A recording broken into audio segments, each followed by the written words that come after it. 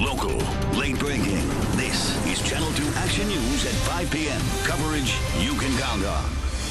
Good afternoon. I'm Justin Farmer. I'm Jovita Moore. The former executive for the Susan G. Komen Foundation and former candidate for Georgia governor said today she's proud of her role in the decision to defund Planned Parenthood. Today, Karen Handel announced she resigned from the organization. Channel 2's Lori Geary broke the news this morning on Twitter. Lori's live at the state capitol with Handel's tough words for the organization. Lori? Well, Jovita, I received a copy of this letter from Karen Handel to the Susan G. Komen Foundation about 10:30 this morning. She has a lot of praise for the organization and says she had to resign from Komen to allow it to focus on its mission. But as for Planned Parenthood, she calls it a political bully with a clear mission. I mean, did they ask you to resign, or was this your decision? It was my decision. They offered you a severance, but you declined. That's correct. Did they offer you a severance in order to stay silent?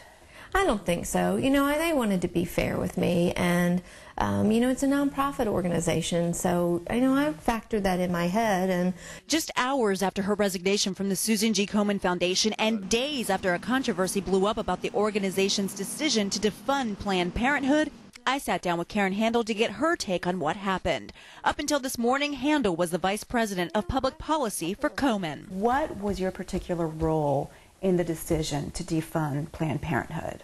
I was part of the decision-making process, but I was not the sole decider. And I embrace the fact that I was involved in the project. I embrace the fact that I led the project. Handel is no newcomer to political controversies. While on the campaign trail for Georgia governor, then fellow Republican candidate Nathan Deal attacked her for a vote on the Fulton County Commission to give $400,000 to Planned Parenthood, but not for abortion services. Yes, there is a little odd irony that before I wasn't pro-life enough, and now I'm too pro-life. Handel says she resigned from Komen to help the organization get back to its mission of helping fight breast cancer. She told me she's disappointed with Komen's decision to reverse course. That to see this ratchet up the way that it did in such a personal and truly vicious way, I think just speaks volumes about the real motives of Planned Parenthood, and it's really disturbing. Handel says the amount of money in the Komen grants to Planned Parenthood proves her point.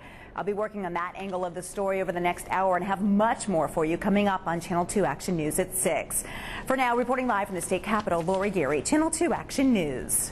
Here are more details about Planned Parenthood. A spokesperson with the Southeast offices here in Atlanta says the organization is pleased and thankful that Komen clarified grant-making criteria to continue possible funding for breast cancer screenings. The group also said one of the best things about what's happened is that more women now know they can rely on Planned Parenthood for cancer screenings. Go to WSB-TV.com to see our entire interview with Karen Handel. You can also read the resignation letter she submitted to the Susan G. Komen Foundation.